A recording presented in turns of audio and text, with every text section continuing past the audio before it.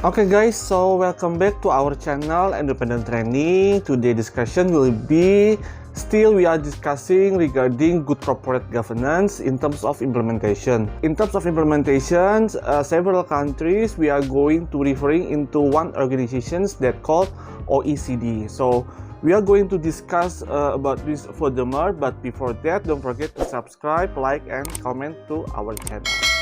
Okay guys, so OECD, Organizations for Economic Cooperation and Development. That is one organization that several countries they are following. They are becoming member of OECD because they have one objective. They have one goals. That actually we are in developing countries we are having same goals to enhance our economic development, and OECD they are provide in terms of good corporate governance implementations. They are provide some guidance, they are provide some regulations that might be we can refer to the OECD or Organization for Economic and Cooperation Development. So the Organization for Economic Cooperation and Development, or we call it OECD, consists of group, if I did not mistaken, is 37 countries. This is based on the update that I already recognized by April in 2020. Members country who share a commitment to democratic government and market economy. So they have in the same common commitment for democratic government and market economy.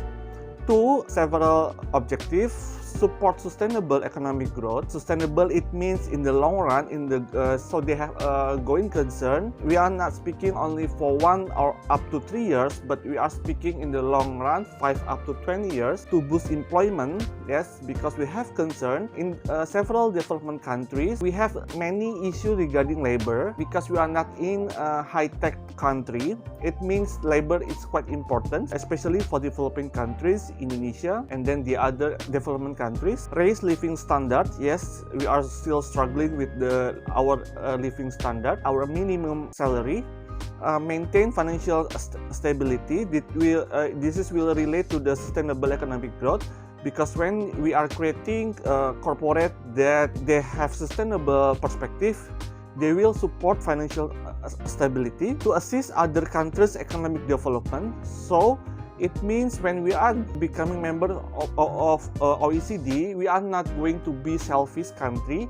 We are not only concerned about our country, but also we put more attention to the other country that need help, that might be need help from our country. And then the last one is contribute toward growth in world trade.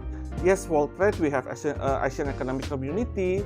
There is one example form of world trade, but world trade is becoming more broader scope than Asian Economic Community. This could be possible if we have a good fundamentally in Asian Economic Community free market. Yeah, that will be the several democratic government and market economy regarding OECD. Now we are going to continue with this is the main objective. The OECD principles aim to assist government in their effort to evaluate and improve the legal, institutional, and regulatory framework for corporate governance, and to provide guidance and suggestions for stock exchange. So I put emphasis on the word of guidance and suggestions. Yes, because several countries we are referring into OECD guidance, into OECD principle.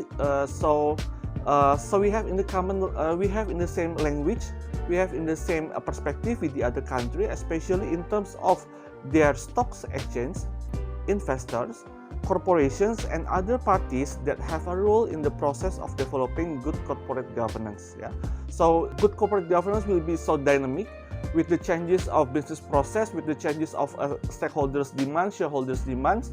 Then corporate governance will still have a dynamic rhythm. So this is the OECD function to provide always for developing countries to enhance, to boost, to enhance the implementation of good corporate governance. Why? Because business is always dynamic. They are not. We have a lot of regulation, new regulations. We have new kind of behavior. Yeah, that will be important also.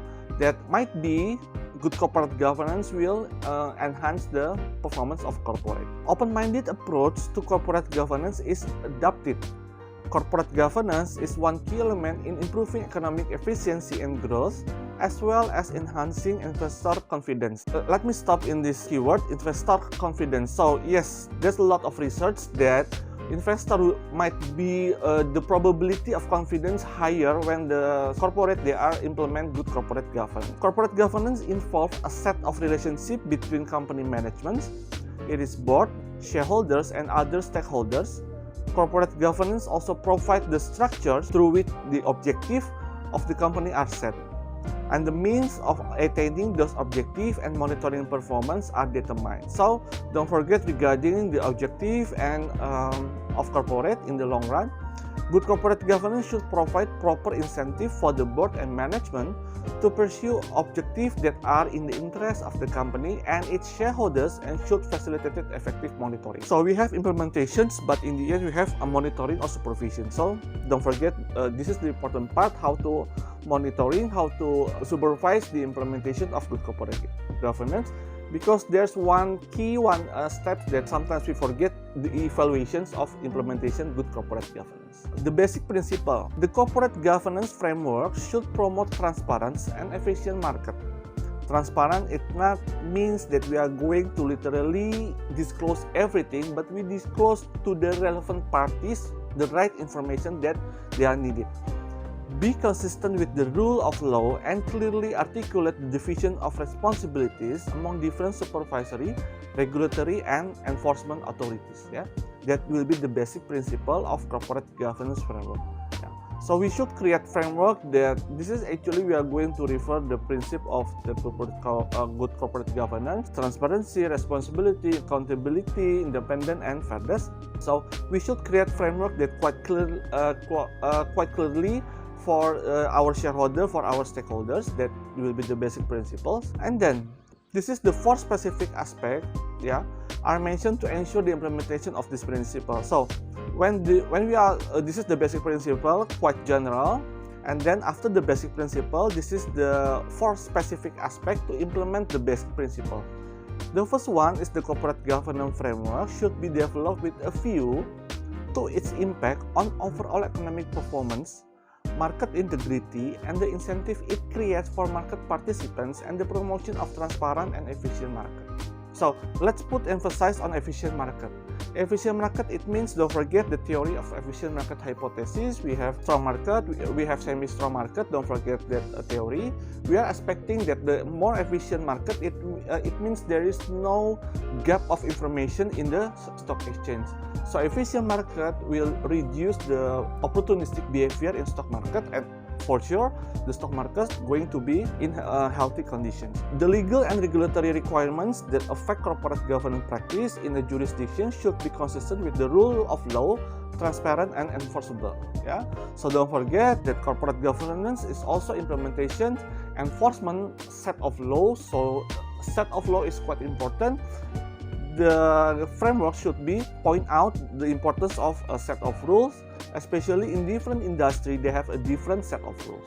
Yeah, and then we are going to continue. The third one, the division of responsibilities among different authorities in a jurisdiction should be clearly articulated and ensure that the public interest is served. Yeah, this is the interesting keyword, that the public interest is served.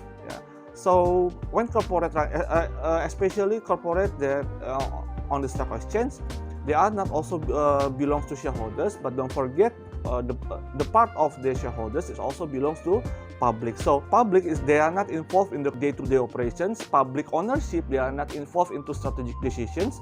So don't forget that good corporate governance framework or the basic principle should also provide at least the public's interest is served, or they ensure that the good corporate governance will have a secure connection to the public interest.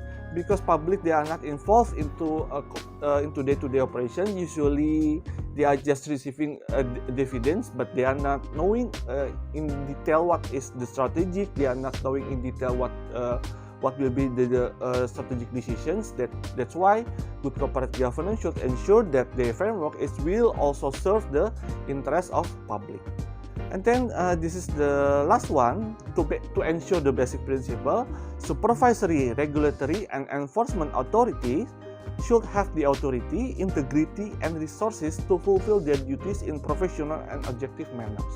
Yeah. Integrity, don't forget, to fulfill their duties in professional and objective manners.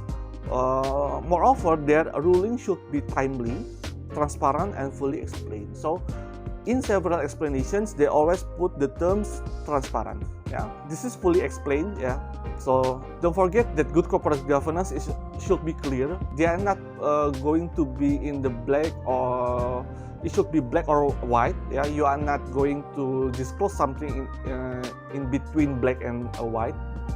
Because they are not easy articulate for public interest, especially for stakeholders. Yeah, so that will be the all of introduction regarding OECD. OECD is still developing, and then OECD is also providing guidelines. They have objective to give suggestion to several countries, especially the countries that already become member of OECD. So that will be all explanation regarding OECD. And thank you, and stay on EduPendent.